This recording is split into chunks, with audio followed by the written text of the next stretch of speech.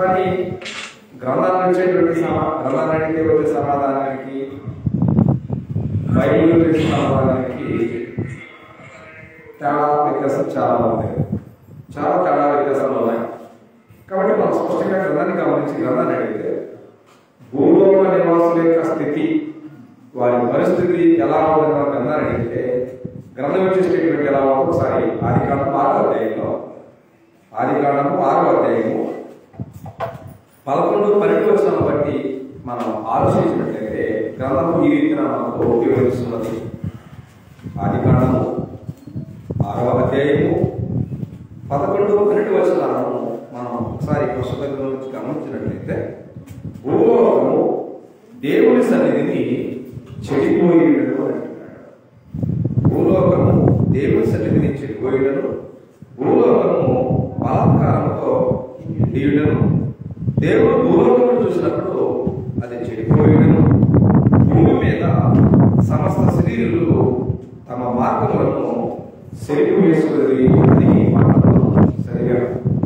కాబట్టి ఇక్కడ లేఖనాలను ఆధారం చేసుకుని మనం ఆలోచించినట్లయితే దేవుడి సన్నిధికి భూలోకం చెడిపోయింది అంటే దేవుడు పుట్టించినటువంటి భూలోకానికి ఇప్పుడు పెరిగిన తర్వాత భూలోకానికి ఉన్న వ్యత్యాసం ఏంటంటే భూలోకము దేవుని చిత్తాన్ని, దేవుని చిత్తాన్ని, దేవుని ఉద్దేశాన్ని ఏనాడో విడిచిపెట్టి కేవలం వాళ్ళ సొంత ఉద్దేశాల నిర్ణయాల ప్రకారంగానే జీవిస్తున్నటువంటి పరిస్థితులు అనుసరించే మనకు లేఖనాలు ప్రస్తావించబడ్డాయి.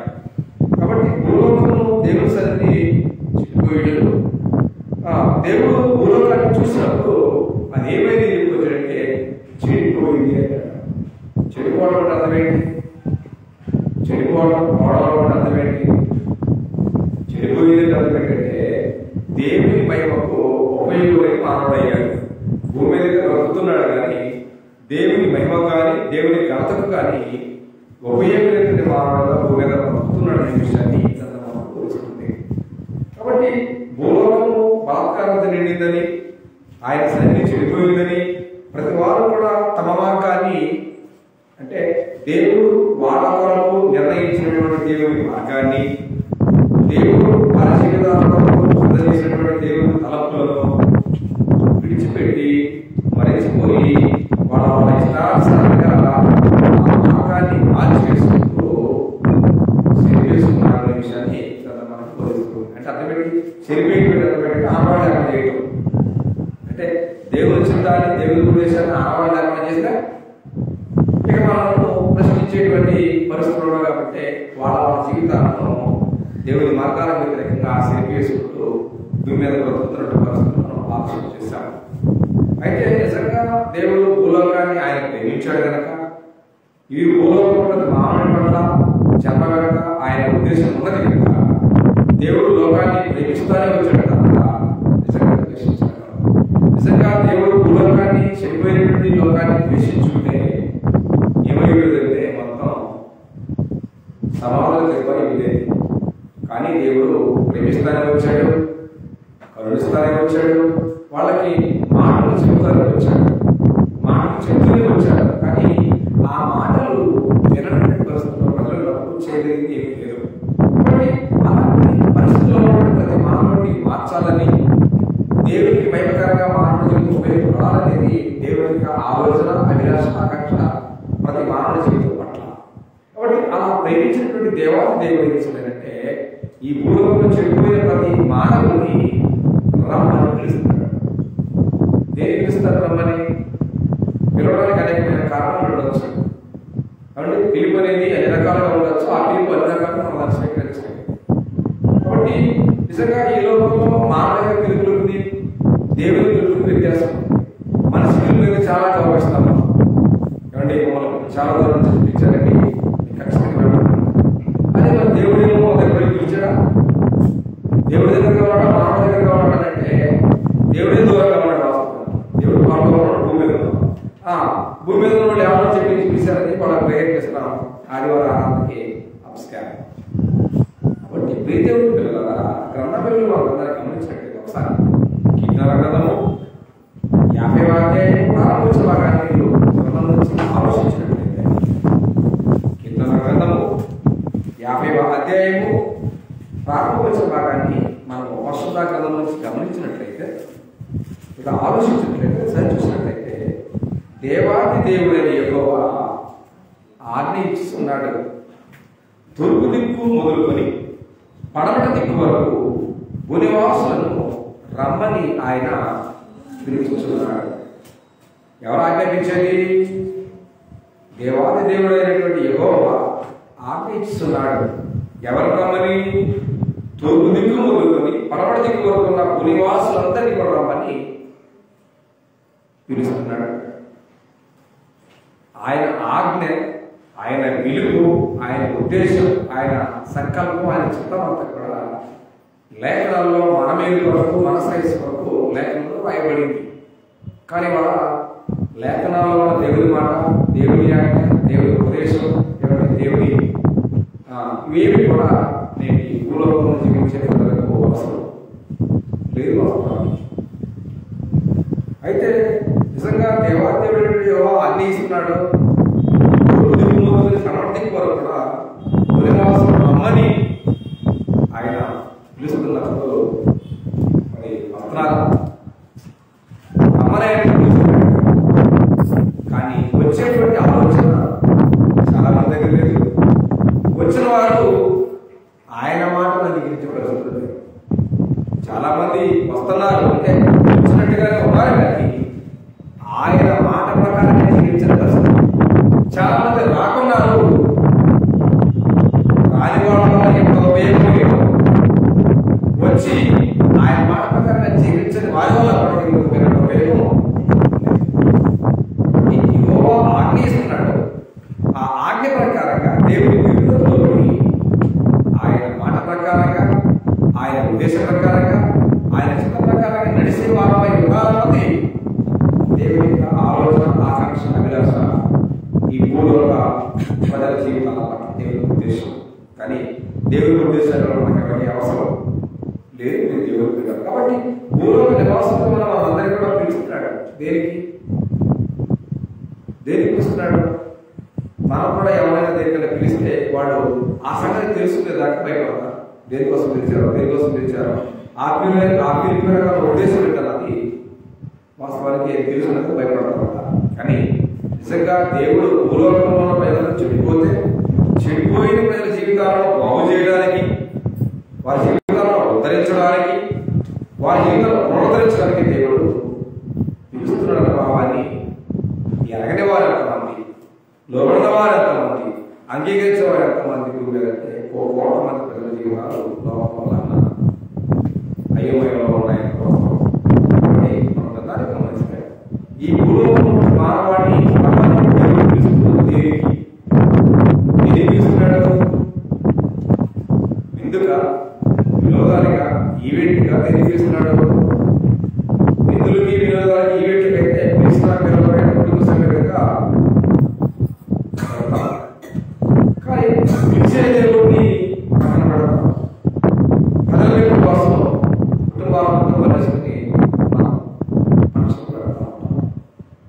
అంటే ఎవరు వచ్చినట్లేదు అక్కడ ఈ భూలోకంలో జీవితాన్ని ప్రసాదించిన దేవుని మాటలు లోబడక ఏదో ఒక వ్యక్తిలో లేదా ఒక కుటుంబాల్లో ఏదో ఒక సంతోషపెట్టడానికై దేవుణ్ణి, దేవుని సన్నిధిని, దేవుని పనిని విడిచిపెట్టి కుటుంబాల మొత్తం పైరమై పెడుతున్నటువంటి పరిస్థితులు మనం ఉంటున్నాం. మరి దేవుని మాటకు ప్రయారిటీ ఉంటుందా మన జీవితాలంటే లేదు. మరి భూలోకంలో జీవితాన్ని ప్రసాదించింది ఎవరో? దేవుడే. కానీ ఆ దేవుని మాట వింటున్నామంటే కాబట్టి దేవుడే రమ్మని పిలుస్తున్నాడు. రమ్మని పిలిచినటువంటి దేవుడు మనం ఏం కావాలని, మనం ఎలా ఉండాలని దేవుడు కోరుతున్నాడో గ్రంథంలో ఈ రీతిగా మొత్తం గ్రంథం మాట్లాడుతూ ఒకసారి పరిశుద్ధ గ్రంథం నుండి 2వ గ్రంథం 6వ అధ్యాయము 33వ వచన భాగాన్ని మనం గమనించుకోవాలనే సమయంలో దినవృత్తాంతాల 2వ గ్రంథం 6వ అధ్యాయము 33వ వచన భాగాన్ని నీ నివాస స్థలమగు ఆకాశము నుండి నీవు వారి ప్రార్థనను అంగీకరించి నీ జనులకు ఇశ్రాయేలీయులు తెలుసుకున్న తెలుసుకున్నట్లు భూజనులందరూ నీ నామమును తెలుసుకుని నీ యందు భయభక్తులు కలిగి నేను కట్టిన ఈ మందిరములకు నీ పేరు పెట్టబడనని గ్రహించినట్లుగా ఆ యన్యులు నీకు మొరపెట్టిన దానిని నీవు దయచేయుదుగా అనే మాటని మనం చదువుతున్నాం. అంటే దేవుడు పిలుస్తున్నాడు. దేవాది దేవుడిని యెహోవా ఆజ్ఞ ఇచ్చి భూజనులందరూ రమ్మని పిలిచేది దేనికి అంటే ఆయన నామమును తెలుసుకోవాలని, ఆయన నామమందు భయభక్తులు కలిగి భూమి మీద జీవించాలన్నది దేవుడి యొక్క ఆలోచన, ఆకాంక్ష. కాబట్టి దేవుడు దయచేస్తాడు అన్నాడు. నిజంగా దేవుడు ఏదైనా దయచేయాలంటే మనం ఏం చేయాలి? దేవుడు ఏదైనా మనకు దయచేయాలి అంటే మనం ఏం చేయాలి? దేవుడు మనకేదైనా దయచేయాలి అంటే మనం దేవుడికి ప్రార్థన చేయాలి. దేవుడికి ప్రార్థన చేయాలి అంటే భయభక్తులు కలిగి ఉండాలి. భయభక్తులు కలిగి ఉండాలి అంటే అటువంటి ఆయన తెలుసుకుంటాం. తెలుసుకోలేని ఒక మానవ జీవితం దేవుడికి భయభక్తులు కలిగి లేదు. భయభక్తులు లేని జీవితం దేవుడికి మాట్లాడలేదు. మాట్లాడలేదు ఏ జీవితానికి దేవుడు ఏమీ దయచేయాలి అంటే ఒకదానికి ఎలాంటి ఐరాక సంబంధాన్ని ఇప్పించడంలో లేఖనాల సత్యం అర్థం చేస్తుంది. కానీ దాన్ని మనం ఆలోచించే పరిస్థితుల్లో ప్రార్థన అయితే చేస్తాం, కానీ భయభక్తులలో ప్రార్థన చేస్తాం. దేవుడిని తెలుసుకోకపోతే నీకు భయభక్తులు రావు. భయభక్తులు లేకపోతే నేనేమో ప్రార్థన చేయకపోతే దేవుడికి ఏమి దయ చేయడం అంటే కాబట్టి ఆయన నా నామమును తెలుసుకొని, నా నామాన్ని తెలుసుకోండి, నా నామాన్ని అందుకే తెలుసుకున్నాను మిమ్మల్ని. అందుకోసమే అవసరమే కూడా దేవాది దేవుడి యెహోవా ఆజ్ఞయిస్తున్నాడు. భూలోక జనులందరూ కూడా భూలోక జనులందరినీ రమ్మని పిలుస్తున్నాడు. అవసరమే కూడా ఆయన పిలిచేది నిన్ను నీవో సంతోష పెట్టుకోవడానికి కాదు, లేదా మీ కుటుంబాలను సంతోష పెట్టుకోవడానికి కాదు. మీరు ఏమైపోయినా సరే దేవుని సంతోష పెట్టడానికి మాత్రమే ఈ భూలోకంలో మనం పిలవబడ్డామన్న విషయం, ఈ భూలోకానికి దేవుడు మన జీవితాన్ని ఇచ్చాడన్న విషయాన్ని మనం ఎరగినటువంటి నిస్సాయిత స్థితిలో ఉన్నది గ్రంథం బోధించే వాస్తవం దేవుని పిల్లలు. కాబట్టి ఆయన తెలుసుకున్న మనం ఆయనకు భయభక్తులు కలిగి ఉండాలి. భయభక్తులు కలిగిన నీవు దేవుని ప్రార్థించేవారు ఉండాలి. ప్రార్థించే ప్రతి జీవితానికి దేవుడు సమస్తాన్ని ధారాళంగా దయచేస్తాడు. కాబట్టి ఇన్ని లేఖపరమైనటువంటి అర్థాలు మన ముందు ఉన్నా సరే మనం ఇంకా అజ్ఞాన దశలో ఉంటున్నాం తప్ప జ్ఞాన దిశగా మనం ముందుకి కొనసాగించలేనటువంటి పరిస్థితుల్లో మాత్రమే కాకుండా కీర్తన గ్రంథము 67వ కీర్తన 6వ భాగాన్ని కూడా మనం ఒకసారి గమనించినట్లయితే కీర్తన గ్రంథము 67వ కీర్తన 7వ భాగాన్ని దేవుడు మా దేవుడు మమ్మల్ని ఆశీర్వదించను, దేవుడు మమ్ము దీవించను, భూదిగంత నివాసులందరూ ఆయన యందు భయభక్తులు నిలుపుదు. నిజంగా ఇక్కడ భయభక్తులు అనేటువంటివి ఒక క్రైస్తవ విశ్వాస జీవితానికి ఎందుకు అవసరము అంటే భయభక్తులు అనేటువంటివి ఒక క్రైస్తవ విశ్వాసం ఎందుకు అవసరము అనేటువంటి విషయాన్ని మనం ప్రశ్న వేసుకుంటే నిజంగా ఆ భయభక్తులు నుండి చేత నీవు దేవుని చేత దీవించాలి. ఆ భయభక్తుల నుండి చేత నీవు దేవుని చేత ఆశీర్వదించబడాలి. భయభక్తులు లేకపోతే దేవుడు నీకు దీవెనలను లేదా దేవుడి చెప్పే ఆశీర్వాదాలను దేవుడు నీ దగ్గర నుంచి తీసివేస్తాడనే సత్యాన్ని బోధిస్తుంది. కానీ భయభక్తులు లేకుండా దేవుడు ఎవరిని దీవించాలి, దేవుడు ఎవరిని ఆశీర్వదించాలి. కాబట్టి ఎవరైతే ఆయన భయభక్తులు గలవారిగా ఉంటారో వారి కోరికలు దేవుడు భయభక్తులు లేకపోతే భక్తిహీనుడి ఆశ ఏమైపోతుందా? భంగమైపోతుందన్నాడు. భక్తిహీనుడి ఆశ భంగమైపోతుంది. అదే భయభక్తుల కోరిక తీరుస్తున్నాడు అంటాడు దేవుడు. కాబట్టి ఈ భూమి మీద మనం ప్రార్థించేవారుగా ఉన్నప్పటికీ మన విశ్వాస జీవితం భక్తిహీనంగా ఉందా, భక్తిగా ఉందా, విశ్వాసంగా ఉందా, అవిశ్వాసంగా ఉందా, యథార్థంగా ఉందా, అన్యాయంగా ఉందా, మన ఆత్మసంబంధమైన స్థితిగతి దేవుడు మెచ్చేటట్టుగా ఉందా లేదా దేవుడికి అసహ్యంగా ఉందనే విషయంలో ఎవరికి వారి క్లియర్గా అది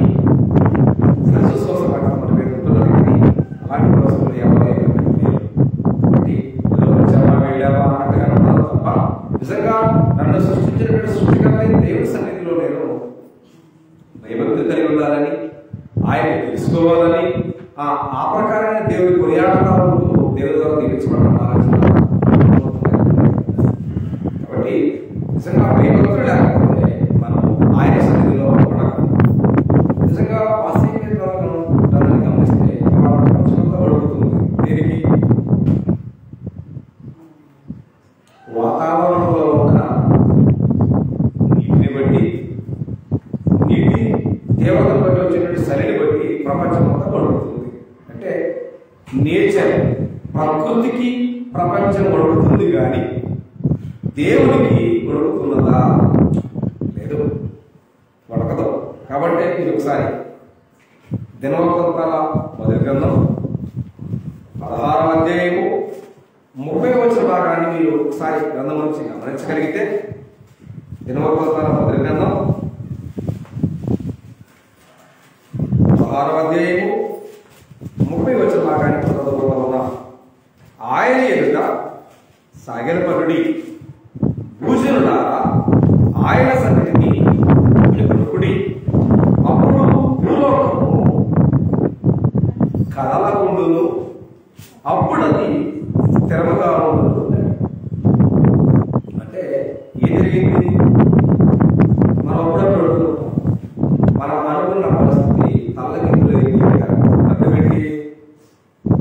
మనం అనుకున్నటువంటి ఆలోచన జరగకపోతే, విఫలమైతే అవ్వలేదు అనేదానికి మనం అనుకున్నది తల్లడేలు అంటే అయింది అని అంటున్నారు వాస్తవానికి. కానీ ఇక్కడ మాట్లాడుతున్న మాట చూస్తే, భోజనుల ఆయన సన్నిధిని వడకాలి. ఆయన సన్నిధిని దేనికోసం అడుగుతున్నారు? ఆయనంటే భయమేసో, ఆయనంటే భక్తుల్లో, ఆయనంటే విశ్వాసంలో కాదు అడిగేది. వాళ్ళు అడుగుతున్నది గాలిలో ఉన్న తేమ శాతాన్ని బట్టి చలి కొడుకుతున్నారు. భూమి మీద ఉన్నటువంటి భూమి సాంద్రత కంటే కూడా నీటి సాంద్రత ఉండటం వలన నీటికి చలికి కొడుకుతున్నారు తప్ప మరో దానికి కాదు. దేవుడు కదా ఎందుకు అనే విషయాన్ని మనం స్పష్టంగా గ్రంథాన్ని అడిగితే, నిజంగా యెహోవా దేవుడు ఆజ్ఞయించాడు. దేనికి? భూనివాసుల రమ్మని యెహోవా ఎలాగైతే ఆజ్ఞ ఇచ్చాడో నీకు, నాకు, మానవ జాతి మనకు, అలాగే మనకు తెలిసినా తెలియకుండానే దేవుడు మనకంటే వాటికి ఆజ్ఞ ఇచ్చాడు. అయ్యేటో ఒక్కసారి 148 చదువుతున్న ఈ సమయంలో పరిశుద్ధ గ్రంథం నుండి కీర్తనల గ్రంథము 148 భాగాన్ని మనం ఒకసారి గమనించినట్లయితే 4వ వచనం నుంచి, పరమ ఆకాశములారా, ఆకాశము పైన జలములారా ఆయన స్తుతించుడి, యెహోవా ఆజ్ఞయిగా అవి పుట్టెను. ఎవరిస్తే? యెహోవా ఆజ్ఞయిగా అవి పుట్టెను, అవి యెహోవా నామమును స్తుతించునుగాక. ఆయన వాటిని నిత్య స్థాయిలుగా స్థిరపరచున్నాడు. ఆయన వాటికి కట్టడ నియమించును, ఏది దానిని అతిక్రమింపదు. భూమి మీద ఉన్న మకరములారా, అగాధ జలములారా యెహోవాను స్తుతించండి. అగ్ని, వడగండ్లారా, హిమమ, ఆవిరి, ఆయన ఆజ్ఞను నెరవేర్చు తుఫాను, పర్వతములారా అనే మాట. అంటే నిజంగా దేవుడు సృష్టిలో మానవుడి కంటే ముందుగా కలిగినవన్నీ, మానవుడి కంటే దేవుడి చేత కలిగినవన్నీ, లేదా మానవుడి కంటే ముందుగా సృష్టించబడినవన్నీ కూడా ఏది దాన్ని అతిక్రమింపదు. దేన్ని? దేవుని మాట అనే ఆయన ఆజ్ఞను అతిక్రమింప లేదు, అతిక్రమింప నేరదు. ఎక్కడ కానీ ఎలాగ ఎక్కడ వీటినైతే పిలిచాడో అలాగే వందగత కూడా చదివాం. దేవాదేవుడు యెహోవా ఆజ్ఞ ఇచ్చున్నాడు, భూలోకజనులారా ఆయన పిలుస్తున్నాడు. ఆయన ఆజ్ఞ ఇచ్చాడు మనిషికి, ఆయన ఆజ్ఞ ఇచ్చాడు. ఇవాళ మనం చెప్పుకునేటువంటి సంగతి ఏంటంటే, తుఫాను వచ్చిందండి, ఎక్కడ చూసినా నీళ్ళు లేరు. ఆ తుఫాను ఎవరి చెబితే బయలుదేరింది?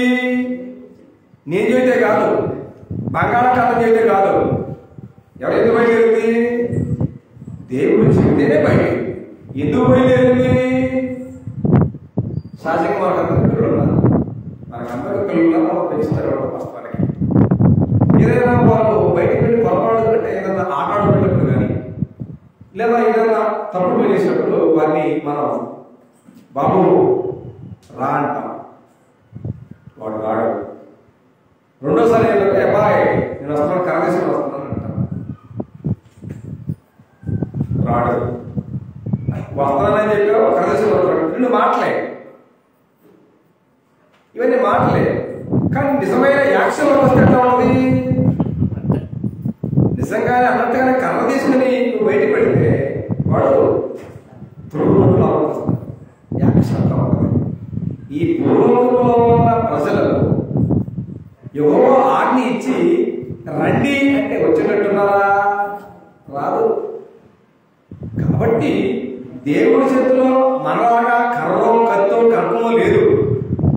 ఏముందంటే ఆయన ఉపయోగపెట్టేది గొప్ప వెపన్స్ ఏంటంటే వడగడ్లు, హిమలు, మంచు, తుఫాను ఆయన నిర్వహించినటువంటి వెపన్స్. కాబట్టి ఇప్పుడు తుఫాన్ని కర్రబెట్టి కొడితే ఎన్ని నాశనమయ్యాయి? తుఫాన్ని కర్రబెట్టి కొడితే ఎంతమంది జీవసేవాలయ్యారు? మనం సహజంగా మనం మాటలు నిజంగా విపత్తు అనేటువంటి కర్రబెట్టి కొడితే అప్పుడు మనం మాట్లాడతాం కదా. ఎన్నో విపత్తులు మన మీద ముందుకు వస్తూనే ఉంటాయి, కానీ మనం వినం, మనం మానం, మన జీవితాన్ని మార్చడం. ఇవన్నీ ఎందుకు వస్తున్నాయి? నిజంగా ఇవన్నీ కూడా ప్రకృతంగా కూడా మానవుడికి పాఠం చెప్పడానికి మన ముందుకు వస్తుంది. అయినా మనం మానవైనటువంటి నిస్సాయిలో ఉన్నామంటే చాలా విచారకరమైన సంగతే. కాబట్టి అవన్నీ ఏదైతే దేవుడు గుర్తించాడో అవన్నీ కూడా దేవుడి సన్నిధిని ఇలా ఆయన మాటకు వణికి ఆయన చెప్తే ఇవాళ నాకు టైం లేదు, ఇవాళ నాకు ఊరికి వెళ్ళాలి అని అవి ఎక్కడ సమాధానం చెప్పిన దాఖలాలు లేవు. కానీ మనం ప్రయాణానికి వెళ్ళే ముందు అమ్మా రేపు ఆదివారం కదంటే ఏముందంటే ఏముంది లేదు, వచ్చేది మన సాధ్యం మన మాటలు అంటుంటాం. కానీ దేవుడు సృష్టించినటువంటి నేచర్ ప్రకృతి ఎక్కడ దేవుడి మాటలు పక్కన పెట్టినట్టుగా దేవుడి సాక్ష్యం చెప్పండి. కోసం అంటాడు ఇక్కడ ఏం చెప్పుకొచ్చారు, ఇక్కడ ఏం చెప్పుకొచ్చారు అంటే ఆయన ఆజ్ఞగా విపుట్టెను, కిందకు వచ్చేది ఆయన వాటికి కట్టడ నియమించను, ఏది దానిని అతిక్రమింపదు అన్నాడు. అతిక్రమించదు అన్నాడు అంటే అర్థమేంటి? యెహోవా దేవుని ఆజ్ఞ అతిక్రమించేటువంటి సాహసం ఏమి చేయదు. తుఫాన్ చేయదు, ఉరుములు లేయో, పిడుగులు లేయో, మంచు చేయదు, ఏది చేయదు. దేవుడు ఆజ్ఞ ఇస్తేనే ఎలాంటి సందర్భంలో అయినా అర్ధరాత్రి మనం నిద్రపోతాం ప్రశాంతంగా పడక్కమని ఉరికితే ఎంత నిద్రావస్థలో అయినా ఉలికి పడతాం. దేనికి? పిడుగులు కానీ ఉరుములు కానీ భయపడతాం. అది ఎవరి చేతికి ఉరిమిస్తుంది? నీ చెబితే కాదు, తుఫాన్ చెబితే కాదు, యెహోవా దేవుడు ఆజ్ఞ ఇస్తేనే ఉరుమైన వరడానికి ఆస్కారం ఉంది. దేవుడు ఆజ్ఞ ఇవ్వకపోతే మరి ఇప్పుడు మాట్లాడేదా? ఆ ఊళ్ళని ఎప్పుడు నువ్వు వెళ్ళావు. దేవుడు ఆజ్ఞ ఇస్తేనే ఉరుమునే శబ్దాన్ని వింటాం. ఆ ఉరుమునే శబ్దాన్ని వినగానే నీకు భయం వేస్తుంది, భయం వేస్తుంది, నీకు ప్రపంచంలో భయం వేస్తుంది. అర్థమేంటి?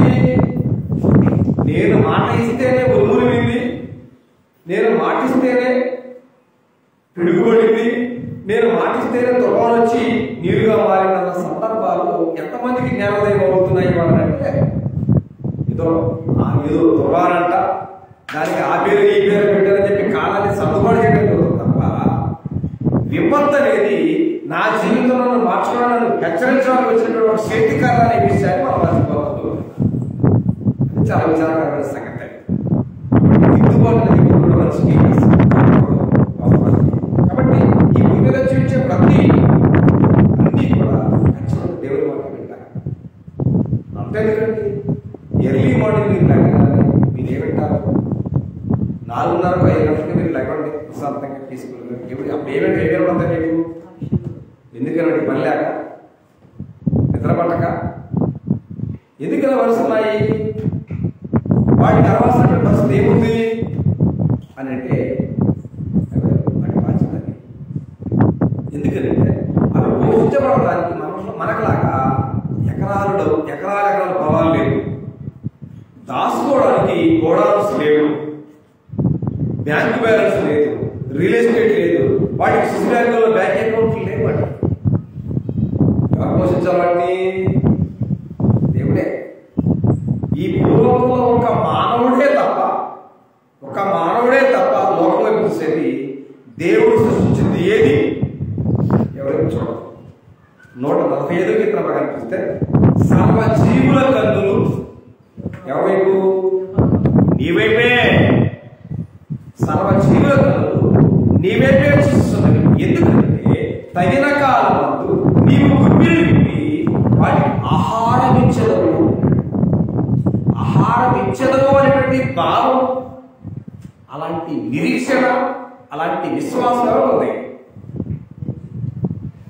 పాఠాలు నేర్చుకోలేని, పాఠశాలకు వెళ్ళలేని, విద్యాలయాలకు విశ్వవిద్యాలయాలకు వెళ్ళలేని ఆకాశవంతులు అంతజ్ఞానం anganwadi school, elementary school, high school, కాలేజీలు, విద్యాలయాలు, విశ్వవిద్యాలయాలు వెళ్ళిన మనకి కూడా ఆ పాఠాలు నేర్చుకోకపోతే మనకి మించినటువంటి అజ్ఞానం ఉంటాడా మీద?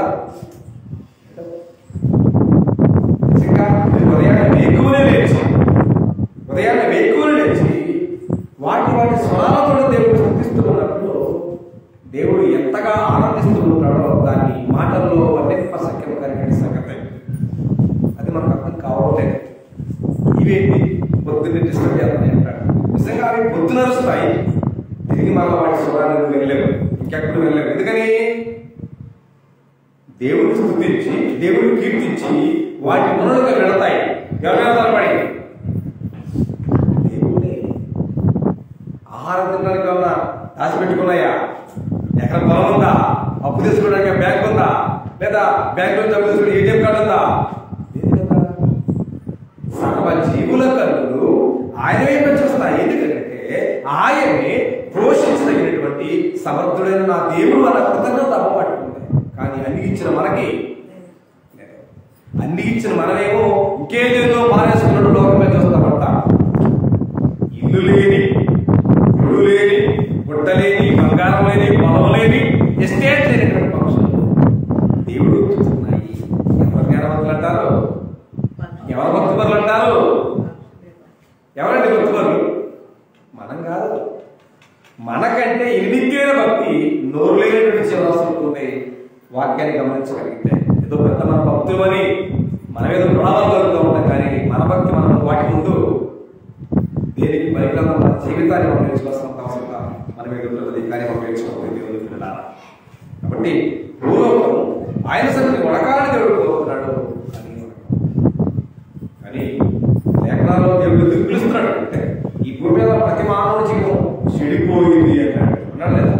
చెడిపోయింది అంటాడు. చెడిపోయింది అంటే ఏంటంటే బైబిల్ పరిభాషలో మానవుడు దేవుని ఆజ్ఞప్రమించి పాపాన్ని పోగేసుకుంటున్నది, పాపాన్ని కూడగట్టుకుంటున్నది భావాన్ని మనం తెలుసుకుంటాం. కదా, ఒక మనిషి యొక్క పాపాలను విడిపించడానికి ఏం కావాలి? ఒక మనిషి యొక్క పాప జీవితాన్ని విడిపించడానికి ఏం కావాలి? వెండి అవసరమా? బంగారం అవసరమా? గొర్రెల రక్తం అవసరమా? ఏమవసరం? ఏమి అవసరం. ఎందుకంటే ఒక పాపైన మానవ జీవితంలో ఉన్న పాపాలు క్షమించబడాలి అంటే ఏం కావాలి? ఒక మానవ యొక్క జీవితంలో ఉన్న పాపాలు క్షమించబడాలి అంటే ఆ పాపైన మానవ జీవితానికి ఏం అవసరం అంటే రక్తం అవసరం. కాబట్టి మన ఎబ్రిపతి అంటాడు, పనిలో చేయండి, రక్తము సిద్ధింపకుండా పాపక్షమాపణ కలగదని సామాన్యంగా చెప్పవలసిన మాట ఎబ్రిపతిలో రాయబడి ఉంది. కాబట్టి అలాంటి పాపక్షమాపణ కోసం ఆ పాపైన మానవునికి ఏ కావాలి? పరిశుద్ధమైన, పవిత్రమైన, వెండి బంగారం చేయబట్టి వస్తువులకు ఇచ్చినటువంటి విలువైనటువంటి ఏంటంటే అమూల్యమైన రక్తం కావాలి అని చెప్పి చెడిపోయి ఉందని చెడిపోయిన మానవ జాతి మనను ఉద్ధరించడానికి, బాగు చేయడానికి, సత్యం వల్ల పునరుద్ధరించడానికి దేవుడు ప్రజలందరూ పంపించాడు. కనుకనే మత్స్యస్వాతంలో 21 భాగం ఏం చెప్తుందనంటే దాన్ని మనం డిసెంబర్ 25న చూసినట్టుగా తిరిగి మళ్ళీ ఎందుకంటే అది ఒక దినమని భావించి దావీదు పట్టణమందు నేడు రక్షకుడు మన కొరకు పుట్టి ఉన్నాడని డిసెంబర్ 25 తారీఖు జ్ఞాపకం చేసుకుంటాం. తర్వాత మళ్ళా డిసెంబర్ 25 తారీఖు జ్ఞాపకం చేసుకుంటాం. అవి చాలా మంది వాళ్ళకి స్టిక్కర్లు కూడా అంటించుకుంటాం. దావీదు పట్టణం ప్రతి ఇంటి పోవాలంటే అంతగా నిలవలసిన పోవాలని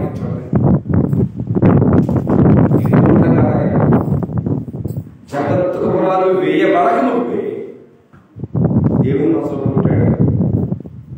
మనందరి పాపాలను విడిపించడానికి, మనందరి పాపాల నుంచి విడిపించి పవిత్రం చేయడానికి రక్షకుడుగా వ్యతిరేకంగా పుట్టింది. మొట్టమొదటిగా యేసుక్రీస్తు దేవుని మనసులో పుట్టాడు.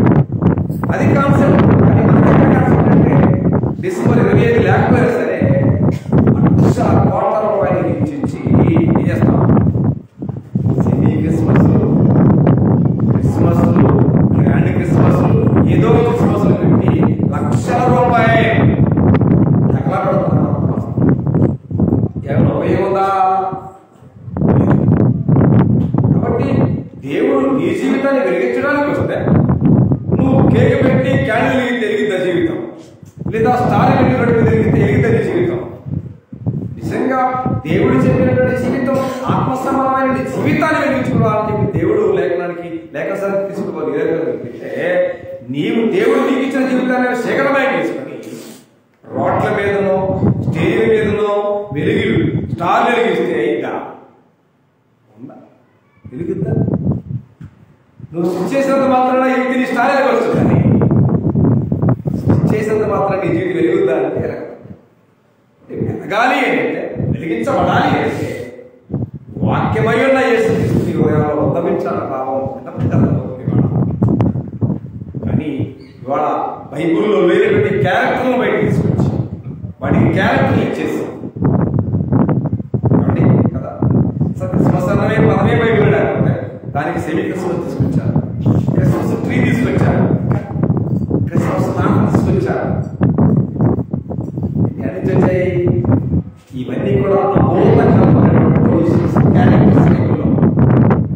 వాటికి క్రైస్తవ సంబంధానికి వాస్తవానికి. కానీ మన లేఖనాన్ని విడిచిపెట్టి అజ్ఞానంగా అవిధేయంగా ఇవాళ ప్రపంచంలో లోకం చెప్పినటువంటి పాఠాలతో క్రైస్తవం ఊరేగుతుంది తప్ప లేఖన ప్రకారం క్రైస్తవం మీద లేదన్న వాస్తవం దేవునికి తెలియదు. కాబట్టి అలాంటి మహోన్నతమైన దేవుడు మానవుగా చెడిపోయిన మానవుడిని బ్రతికించడం కొరకే లేదా జీవించడం కొరకే దేవుడు రక్షణను కలగజేసిన భావాన్ని విషయాలను వ్యాఖ్య చెబుతున్న చూడొకసారి.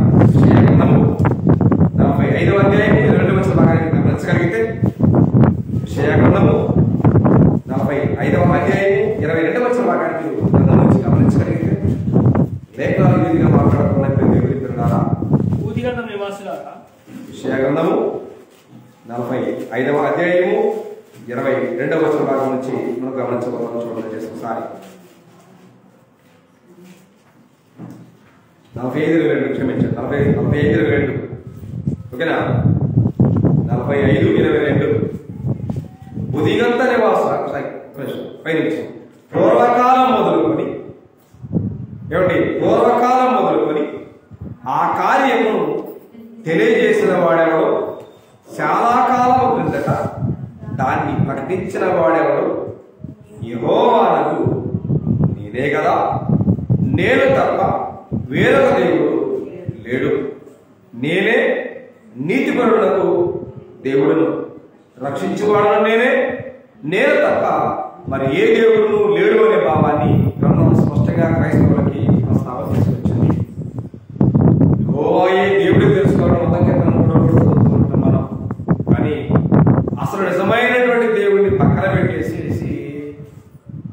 దేవుడు ఎవరినైతే పంపించాడో తన కుమారుడిగా పంపించాడని, మధ్యవర్తి పంపించాడని ఆయన్ని పరమదేవుని చేసి అసలు ఆయన పక్కన పెట్టేసిన పరిస్థితుల్లో క్రైస్తవ జీవితాలు కూడా ఉన్నాయి.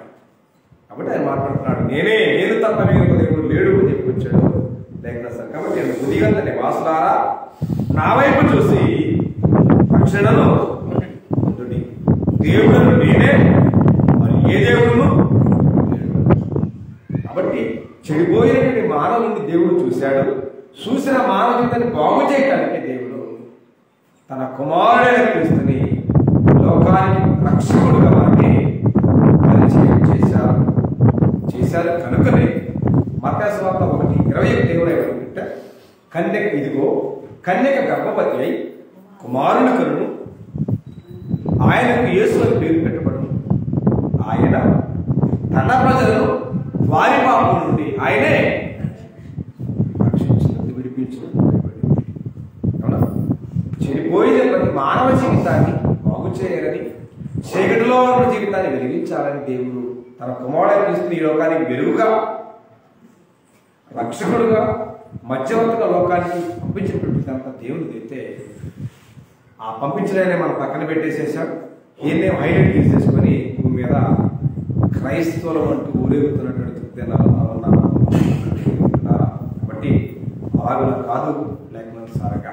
కాబట్టి యెహోవాయే దేవుడని, యేసుప్రభువు దేవుడి కుమారుడని పరిచయం చేశాడని, పరిశుద్ధాత్మ నీకు ఆధారంగా పరిచయం చేసినటువంటి నిత్య వాస్తవ సత్యాన్ని, పరమార్థాన్ని మనం మర్చిపోతే మనము దైవభక్తులు కాలేము వాస్తవాన్ని. కాబట్టి దేవుడు లేఖనాల్లో ఉన్నటువంటి సత్యాన్ని మనం గమనించాలా, అనుసరించాలా, దాని ప్రకారం మనం కొనసాగాలి తప్ప ఎవడో కల్పించినట్టు అబోధ కల్పి లోపాలకు నమ్మకూడదు. కాబట్టి సహజంగా క్రైస్తవ లోకాలంతా ఉబ్బించే మాట ఊరిచ్చే మాట అని చెప్తుందంటే సహజంగా చాలా మంది ఆదివారం పడతారు అన్నమాట. ఏమనంటే నజరేయుడా ఎన్ని యుగాలకైనా, ఎవరు చెప్పారు నీకు? బైబిల్ అని చెప్పిందా? ఏమండి, ఎన్ని యుగాలకైనా ఆరాధ్యం నువ్వని యేసే చెప్పాడు నీకు. పాట పాడడానికి సొంపుగా ఇంపుగా ఉండొచ్చు, కానీ లేఖనాలకు విరుద్ధమన్న విషయం ఎంతమంది ప్రార్థనకు వెళ్ళే కేసులకు అర్థమవుతుంది? వాళ్ళ అర్థమవుతుంది, ఎంతమందికి అర్థమవుతుంది? బైబిల్ ఉన్నా, దాన్ని చదువుతున్నా, వింటున్నా అర్థం కాని అజ్ఞాన జీవితాన్ని దేవుడు బాగు చేయాలనుకుంటున్నాడు. మార్చుకుంటే దేవుడు నిన్ను బాగు చేస్తాడు, కానీ మార్చుకోకుండా అజ్ఞానంగా నువ్వు కళ్ళకు కావాలెట్టినట్టుగా చేస్తావంటే దేవుడు ఎవరిని చేసి దేవుడికి వాస్తవానికి. కాబట్టి ఎన్ని యుగాలకైనా ఆరాధ్య దైవం యెహోవా అని మనకు బోధిస్తుంటే 90 చూడండి, సకల యుగములలో దేవుడు చెప్పుకొచ్చాడు. యుగ యుగములకు నీవే దేవుడు అన్నాడు. ఎన్ని యుగాలకైనా దేవుడు యెహోవా అని మరి వాళ్ళ ఇప్పుగా సొప్పుగా కమ్మగా కవిత్వం, మనిషి గారితో కవిత్వం కలిగి బైబిల్ వాక్యానికి దాన్ని తృణీకరించాలంటే బైబిల్ తప్పవుతుందా? మానవుడు బుద్ధి కూడా అవ్వాలి, కానీ బైబిల్ బద్దలు కానే కాకపోవడం వాస్తవానికి. కాబట్టి ఒక్కసారి ఎన్ని యుగాలకైనా ఆరాధ్య దైవం యేసుక్రీస్తు గ్రంథంలో ఉందా? పాట పాడచ్చు, కవిత్వం పోయిటరీ చేసి పాట పాడచ్చు, కవిత్వం కట్టచ్చు, కానీ ఒక్కసారి గ్రంథాన్ని మీరు గమనించగలిగితే 90 కీర్తన భాగంలో 90 కీర్తన భాగాన్ని చూస్తే 2వ శ్లోకం చూడండి. పర్వతములు పుట్టక ముందు, భూమిని లోకంలో నీకు పుట్టింపక ముందు యుగ యుగములు నీవే దేవుడు. యుగ యుగాలు మారచ్చు, కారణం మారచ్చు, కానీ యుగాలు మారే దేవుడు మాట్లాడేది. కానీ వాళ్ళ జ్ఞానుడైన క్రైస్తవులకు పోసేసే విశేషం ఏంటంటే పాత నిబంధనలు యెహోవాయేనండి, ఆ యెహోవా కొత్త నిబంధనలు యేసుక్రీస్తు ప్రజలకి శవలలో శేషం వినడానికి పెట్టి పోశారు. ఇక నువ్వు చెప్పినారు, ఎవరు చెప్పినారు? బైబిల్ చెబుతున్నాయను ఇవాడిని బాగు చేయడం ఎవరు కాదు. కాబట్టి ఎన్ని యుగాలకైనా ఆరాధ్య దైవం యెహోవా బోధిస్తూ ఉంటే అసలు యెహోవా అన్న పదం, దేవుడు అన్న పదం కనిపించని పరిస్థితుల్లో క్రైస్తవ ఉపయోగంగా. కాబట్టి వాక్యాన్ని దేవుడు ఎదిగించాడు, బంట్రోతుల మోయడానికి ఇచ్చాడేంటి? దానిలో ఉన్న వాస్తవాలు ఏంటో గుర్తించగా, గమనించగా, తెలుసుకోకుండా అజ్ఞానం ఎంతకాలం ప్రయాసపడితే మాత్రం అది భక్తి అవుతుంది, ఉపయోగంగా. కాబట్టి వ్యర్థంగా ప్రయాసపడే వృధాభ్యాసం విషయాన్ని మనం తెలుసుకున్నా సరే దాన్ని గమనించకపోతే ఉపయోగం. కాబట్టి ఈ భూలోక నివాసులు ఆయన దృష్టికి లెక్కన్నాడో లెక్కలేనాడు. ఈ భూలోక నివాసులు దేవుడి దృష్టికి లెక్కన్నాడో లెక్క లెక్కలు సహజంగా మనం ఎవరు లెక్కయ్యాం? ఎవరైతే చనిపోయారో వాళ్ళ మనం వేసుకుంటావా? లేవు. కానీ నువ్వు బతికున్నా సరే నీ జీవితాన్ని నువ్వు మార్చుకోకపోతే, చెడిపోయినటువంటి నీ ప్రాచీన స్వభావంలో నీ బతుకుతా ఉంటే, మీరు కానీ నేను కానీ మనం కానీ ఆయన సన్నిధిలో లెక్క లేవనే భావాన్ని మీకు పరిచయం చేయబోతున్నాం. ఒకసారి దానియేలు గ్రంథము 4వ అధ్యాయము 35వ వచనంలో భక్తులు మాట్లాడుతున్న సందర్భం చూడండి. దానియేలు గ్రంథము 4వ అధ్యాయము 35వ వచనం భాగాన్ని ఈ రీతిగా మనం చదవబోతా ఉన్నాం. ఇర్మియా గ్రంథము దానియేలు గ్రంథము 4వ అధ్యాయము 35వ వచనం భాగాన్ని, భూ నివాసులందరూ ఆయన దృష్టికి ఎన్నికకు రాని వారు. ఎన్నిక లెక్క లేని వారు అన్నాడు. ఎవరు? భూలోక నివాసులందరూ ఆయన దృష్టికి లెక్క లేని వాళ్ళు అన్నారు. లెక్క లేరు అంటే మనసులు అర్థం ఏంటంటే సరిపోయిన వాళ్ళ లెక్క వేయరు, అక్కడ బతుకున్న వాళ్ళు లెక్క వేస్తారు. కాబట్టి భౌతిక సంబంధమైనటువంటి నేచర్లో చూడకుండా నేచర్ అంతా స్పిరిచువల్ ఆత్మ సంబంధమైన భావరూపంగా మీరు చూస్తే దీన్ని ఎలాగే నుంచి ఏపీసీ పత్రిక 2:4 మీకు చెప్తే, మీ అపరాధముల చేతను మీ పాపముల చేతను మీరు సచ్చిన వారై ఉండగా అన్నాడు. అంటే దేవుని ఆజ్ఞ వ్యతిరేకించి చెడిపోయిన పాపంతో నిండిన ప్రతి మానవ జీవితం దేవుని దృష్టిలో చనిపోయినట్టు లెక్క. ఎన్నిక లేని వారు.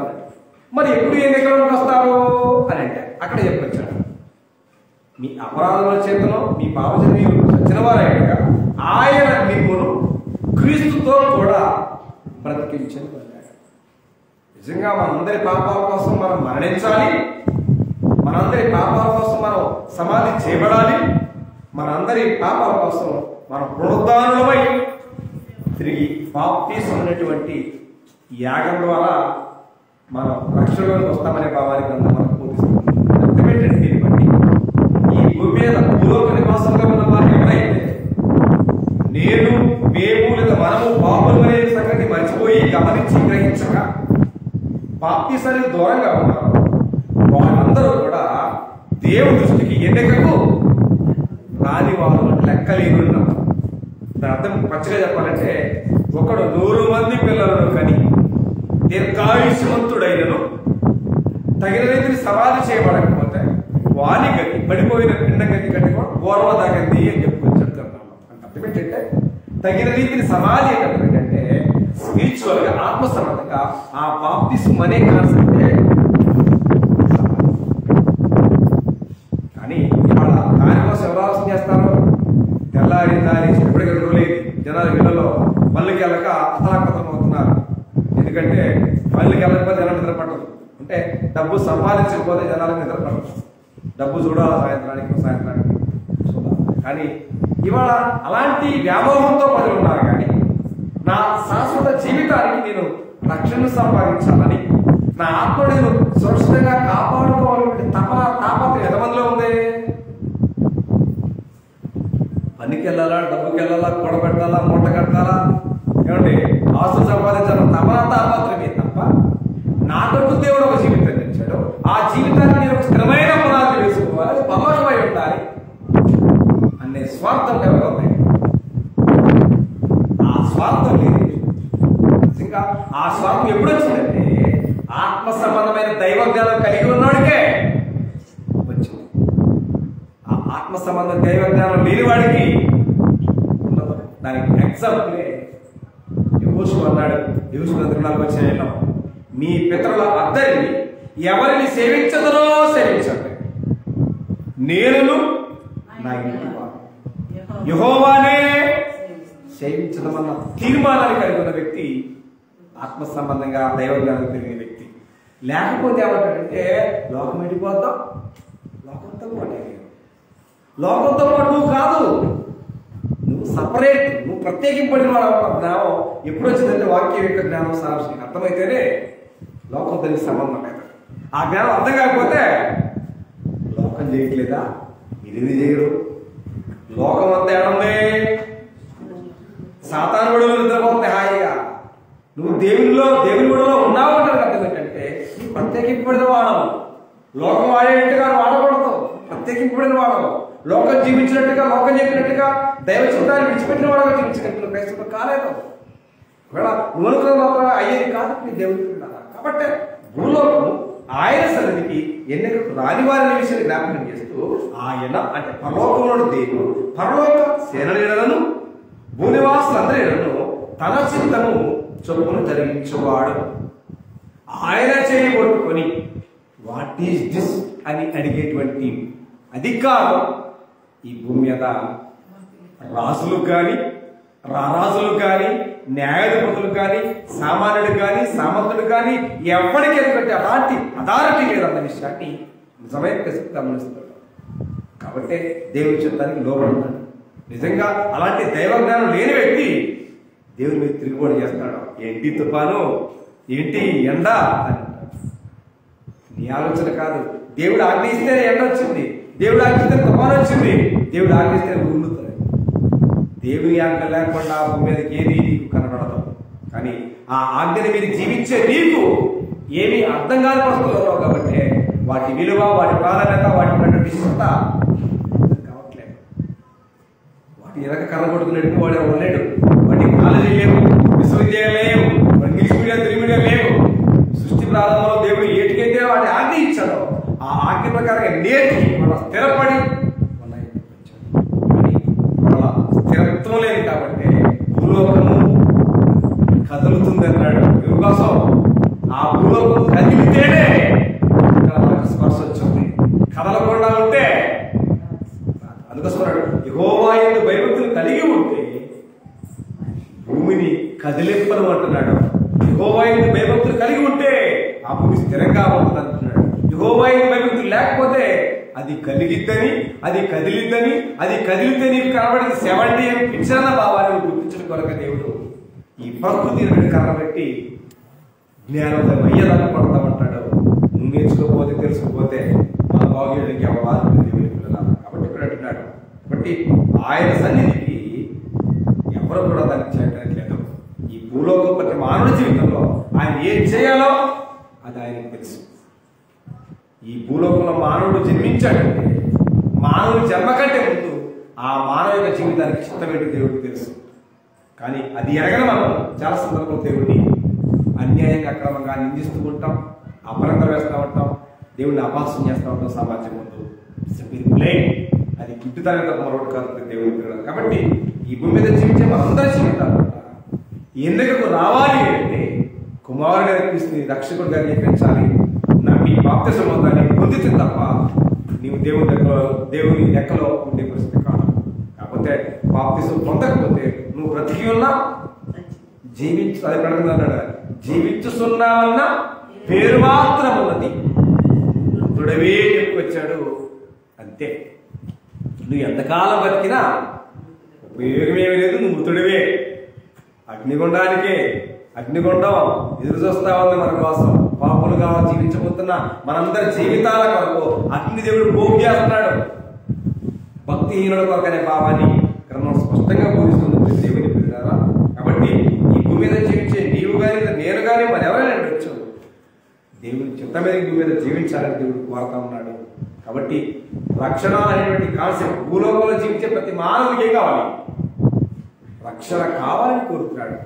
రక్షణ అంటే ఏమిటంటే ప్రతి మానవ జీవితంలో చెడు పాపాన్ని తొలగించుకొని ఈ భూమి మీద మనం పవిత్రమైన జీవితంతో దేవుని సేవించడం కొరకే దేవుడు ఇలాంటి రక్షణ భాగ్యాన్ని గ్రహించాడు. మన పాపాన్ని ఇక్కడ బోధిస్తూ ఉంది. చివరిగా మనం ముగిసిపోతున్నాం. సరే, లోకవర్ష సువార్త 1వ అధ్యాయంలో 75లో ఉన్నటువంటి ఒక వచనాన్ని మనం చదువుకొని మనం ముగించుకున్న సమయంలో లోకాసు వార్త 1వ అధ్యాయము 75 వచనం చివరి మాటను చదువుకున్నాం. మనము శత్రువుల చేతి నుండి విప్పబడి మన జీవిత కాలం నిర్భయులమై ఆయన సన్నిధి, ఎవరి సన్నిధిని? మన అందరి తండ్రి అయిన యెహోవా దేవుని సన్నిధిని పరిశుద్ధముగానో, నీతిగానో, ఆయన్ని సేవించాలి అన్నాడు. అంటే సేవించడం అనే మాటకు అర్థం ఏంటంటే ఆరాధించడం కూడా అవుతుంది. కాబట్టి ఒక వ్యక్తి ఒక పాపి అయిన మానవుడు దేవుడిని ఆరాధించాలి అంటే, ఒక పాపి అయిన మానవుడు దేవుడిని ప్రార్థించాలంటే మేము కావాలి. సహజంగా మాట్లాడే ద్వారా యెహోషువ 9:31 అంటే దేవుడు పాపుల మనవి ఆలకింపడని మనం ఎరుగుదుము అన్నాడు. అంటే ప్రార్థనకు వెళ్ళే ప్రతి వ్యక్తి కూడా ఏమని తెలుసుకోవాలంటే, బాప్తిసం పొందకుండా పాపంతో ఉన్న నా జీవితంలో నేను దేవుడికి ఎలాంటి వరం పెట్టినా ఆయన వినడం అనే విషయాన్ని గమనించాలి.